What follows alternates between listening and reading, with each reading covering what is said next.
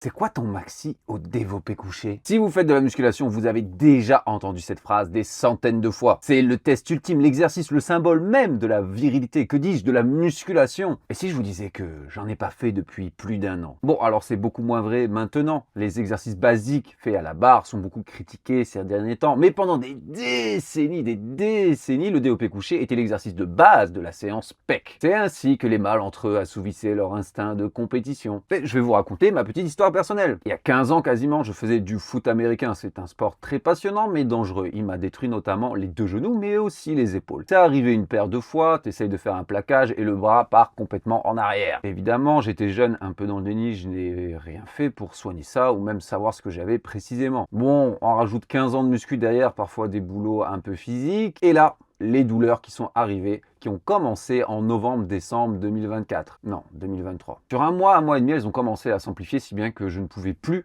au final faire du développé couché. Mais c'était pas le seul exercice que je ne pouvais plus faire. Pas de développé couché aux haltères non plus, de développé décliné, de dips et même parfois les écartés. Je me suis dit que ça finirait par passer, j'ai fait des séances avec un kiné sportif, mais non, quelques mois plus tard, donc j'ai appris que j'avais 2 tendinites et un début d'arthrose. Alors, c'est pas une fatalité en soi, et je m'en occuperai plus tard lorsque j'aurai le temps, mais du coup, ça fait plus d'un an que je n'ai pas fait de développé couché. Et je ne suis pas mort et mes pectoraux ne se sont pas non plus atrophiés dans le néant. Quelle leçon y a-t-il à en tirer? La première, j'ai pris des pecs. Et ouais, j'ai pris des pecs. La majeure partie de ma vie, j'ai fait un training basé sur la performance, l'athléticisme et être un bon athlète de manière générale. Donc, rapide, fort, endurant, puissant, mais un peu musclé. Développé couché, c'est un excellent exercice dans cet objectif-là. Il couvre la base. Mais pour l'hypertrophie pure, c'est vrai que le ratio stimulus-fatigue n'est pas excellent, surtout si on a les bras très longs comme moi. En enlevant cet exercice qui était moins optimal par rapport à ma morphologie et pour l'hypertrophie, j'ai gagné en muscle. Deuxième chose, j'ai pris significativement du haut des pectoraux, qui a toujours été un point faible pour moi. Surtout quand j'étais plus jeune, j'avais tendance à compenser avec les épaules.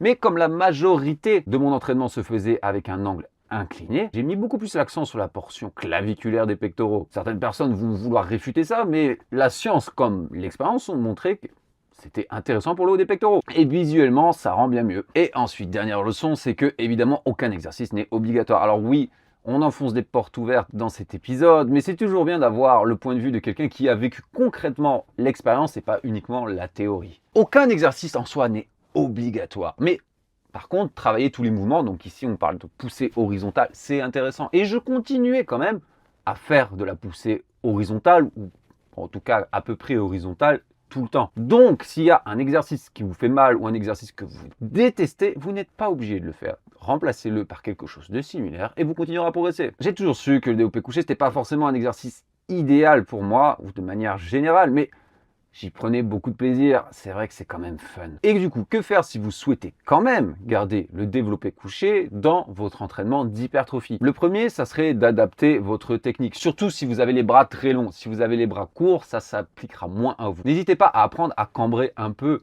comme les powerlifters. Alors, pas autant qu'eux, mais un peu. Comme ça, on va diminuer l'amplitude, car c'est surtout en fin du mouvement, là où vos épaules sont fragiles et les pectoraux sont surétirés. N'hésitez pas également à peut-être rapprocher un peu votre prise. Ne vous inquiétez pas, vos pectoraux vont quand même forcer à mort, mais ça mettra moins de tension sur les épaules. Dans la même optique, vous pouvez aussi très bien diminuer l'amplitude, soit à vue d'œil ou en utilisant une cale ou des barres spéciales. Il n'y a pas de honte à ça si vous avez les bras extrêmement longs. Est-ce que vous allez vous forcer à faire un exercice qui est potentiellement dangereux et va vous apporter moins de résultats? Deuxième astuce, peut-être qu'il serait aussi intéressant de cycler cet exercice. C'est par exemple, vous le gardez dans votre routine pendant 3, 4, 5, 6 mois et pendant 3, 4, 5, 6 mois, vous l'enlevez. Vous forcez d'une autre manière, vous laissez le temps à vos articulations, vos tissus connectifs, conjonctifs, vos tissus mous de récupérer. Et puis il y a le bonus aussi que le développé couché va vous manquer quand vous ne le faites pas et vous aurez beaucoup de plaisir à le refaire quand vous le faites à nouveau. Mais troisième astuce, préconisée par exemple par John Meadows dans son approche Mountain Dog,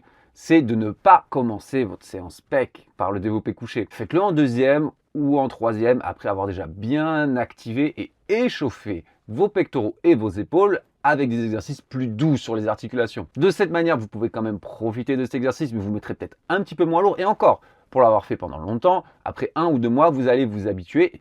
Oui, vous mettrez moins lourd, mais ça sera quand même très proche de ce que vous pourriez mettre en temps normal. Donc voilà, si jamais vous êtes blessé, qu'il y a un exercice que vous n'aimez pas, que vous aviez peur d'enlever de votre séance, peut-être, j'espère que vous êtes rassurés un peu plus et vous allez quand même pouvoir continuer à progresser sans cet exercice. Si vous avez d'autres questions sur le développé couché ou le développement des pectoraux, n'hésitez pas à la poser en commentaire.